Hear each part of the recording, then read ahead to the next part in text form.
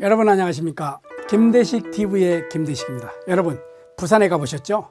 부산에 가면은 감천문화마을이 있습니다. 이곳을 보신 분들은 많은 것 같아요. 그런데 그 옆에 조금 떨어진 곳에 일본 문화의 흔적이 남아있는 곳이 있죠. 묘지문화. 부산 아미동에 자리 잡고 있는 비석마을입니다. 비석마을 뭐지? 공동묘지인가? 그렇습니다. 일제강점기 시절 일본 사람들의 공동묘지였습니다. 1950년대 6.25 한국전쟁이 일어나죠. 한국전쟁 당시 피난민들이 일본 사람들의 공동묘지에 정착하면서 만들어져 근현대사의 아픔을 간직한 비석마을입니다. 피난 오면서 여기에 터전을 잡은 주민들은 처음 이곳에 올 때 무덤이든 비석이든 귀신이 나오든 무서울 게 없었다. 당장 굶어 죽게 생겼는데 누울 자리를 가릴 처지가 아니었던 것이죠. 참으로 기가 막힌 얘기 아닙니까? 그럼 여기에 비석마을이 생긴 연유는 무엇일까? 한번 알아보도록 하겠습니다. 연유는 이렇습니다. 6.25 전쟁, 한국전쟁일이죠. 부산의 도시 모습을 크게 변모시켰다고 봐야 합니다. 1950년 6월 25일 발발하여 3년 1개월간 계속된 전쟁은 실로 엄청난 물적 피해와 피난민을 양성하였는데 그 최대의 피해지가 부산이었다. 이렇게 말할 수가 있죠. 그 이유는 남쪽으로 내몰린 피난민으로 인해서 부산이 부득이하게 전국의 피난민을 수용해야 하는 도시가 되었기 때문이었습니다. 당시 부산의 도시계획은 약 30만 명의 인구를 전제로 정비했다고 봐야죠. 전쟁을 통해서 유입된 피난민들의 인구수는 100만이 넘었고 이들이 몰리면서 도시의 기능이 한마디로 마비가 되었다. 이렇게 볼 수가 있습니다. 전쟁으로 피난민이 부산으로 들어오면서 상하수도를 비롯한 사회 기반 시설이 없는 산등성까지 주거시설이 등장하게 되죠.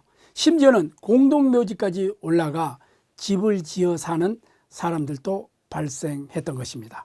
산 중턱으로 도로가 이어지고 곳곳에 산동네, 일명 그 달동네라고 이야기하죠. 달동네를 형성한 현재 모습은 한국 전쟁의 여파를 고스란히 껴안을 수밖에 없었던 부산의 아픈 기억을 생생히 드러내고 있다. 이렇게 이해하면 될 것 같습니다. 동서대학교 이원범 교수팀은 부산 브레인 21 사업단의 연구과제로 한국 전쟁의 아픔과 애환을 나타내는 일본 문화유산이 부산시의 또 하나의 지역적 특성이 될 수 있다고 판단하였던 것이었습니다. 그 연구 자료를 인용해 보면 이렇습니다. 연구팀 보고서를 소개하는 코스는 전쟁의 아픈 역사를 알려주는 문화유산들로 구성되어 있습니다. 먼저 죽은 자의 터에서 산 자의 터로 아미동 화장터죠. 그리로 한번 가보겠습니다. 1929년 아미동에 부영 화장장을 설립하였다는 기록입니다. 위생과 풍치를 이유로 초량 외관의 외곽 지역이었던 아미동에 공동 화장터를 설립하여 공동묘지를 조성한 것이었죠. 화장장은 연기와 냄새가 나지 않는 최신 일본식 화로 2기를 설치하여 1시간 이내로 완전히 소각이 가능했다는 기록입니다. 아미동은 화장터가 설립된 후 개울물에도 염작물이 섞여 내려온다는 소문이 퍼지면서 개울물 빨래도 금지하였고 점점 혐오시설이 있는 화장마을로 알려지기 시작했다. 이렇게 알고 있으면 될 것 같습니다. 한국 전쟁 이후 이 화장장은 피난민들이 몰려들면서 당감동으로 이전했고 이후 이곳을 천주교에서 구입하여 어려운 사람들에게 거처를 마련해주는 아파트로 변신하였다. 이렇게 이해하면 될 것 같습니다. 현재 이곳은 총 30세대 중 20세대만이 생활을 하고 있다고 합니다. 다음은 아미동 산동네, 달동네로 가보도록 하겠습니다. 아미동은 경상학 급한 고지대 산동네, 아까 달동네라고 말씀드렸죠. 초량 예간 때부터 일본인 공동묘지가 조성되었던 곳이었죠. 이곳은 공동묘지인 관계로 찾는 이가 드물었습니다. 한국 전쟁 당시 피난민 수용의 한계로 피난민들은 일본인 공동묘지 터를 선택할 수밖에 없었던 것이었죠. 이곳은 사람들이 생존을 위해 어쩔 수 없이 선택한 마지막 보루였던 것이다. 이렇게 우리가 이해를 해야 되겠죠. 공동묘지를 생활터전으로 삼는 이들의 삶은 비참하기 그지없었습니다. 이들의 안식처는 일본인 묘지를 개량하여 만든 것으로 땅속에 유골 항아리를 치우고 그 자리를 묘비석이나 비석 좌대들로 메웠죠. 그리고 허리 높이의 난간에 포장을 덮어 겨우 비를 피할 수 있었다고 볼 수가 있습니다. 오늘날에도 옛 공동묘지라는 이유로 개발이 전혀 이루어지지 않아 그들의 생활에는 변함이 없었습니다. 아미동에는 지금도 옛 일본인 공동묘지의 흔적을 쉽게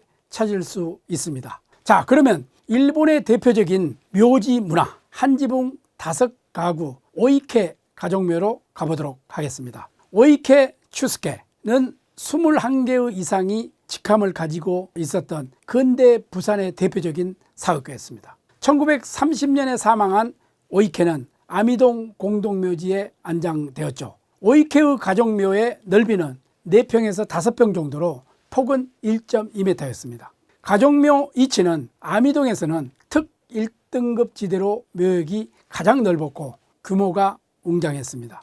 한국 전쟁 당시 피난민들이 이 가족묘에 5채의 집을 지어 생활했을 정도로 규모가 컸다, 이렇게 볼 수가 있습니다. 현재 이곳은 묘역 입구를 주택의 벽으로 사용하고 있어서 경제적 여력이 없는 빈민들의 생활터전임을 고스란히 보여주고 있다고 볼 수가 있습니다. 다음은 대성사의 비석입니다. 근대 부산 일본인 공동묘지가 조성된 아미동에는 사후 영생을 기리기 위해서 불교적 의미를 담은 비석이 존재했습니다. 대성사 전 주지 김한순이 남무묘법연화경이라는 글이 쓰인 비석을 아미동에서 발견해서 불심에 대성사로 옮겨왔다는 기록입니다. 이 비석과 관련하여 하나의 일화가 전해지고 있죠. 일본인에 의해 제작된 비석이라는 사실을 알게 된 주지가 비석 글을 시멘트로 메우자 보살의 말문이 막히는 일이 발생했다는 얘기입니다. 이를 보지 못한 주지가 비석 글에 시멘트를 다시 긁어내자 보살의 말문이 다시 열렸다는 것입니다. 일종의 하나의 설화다, 이렇게 볼 수가 있죠. 아마도 옮겨온 비석은 아미동에 묻힌 일본인의 영생을 기리기 위한 것으로 추측할 수 있다 하겠습니다.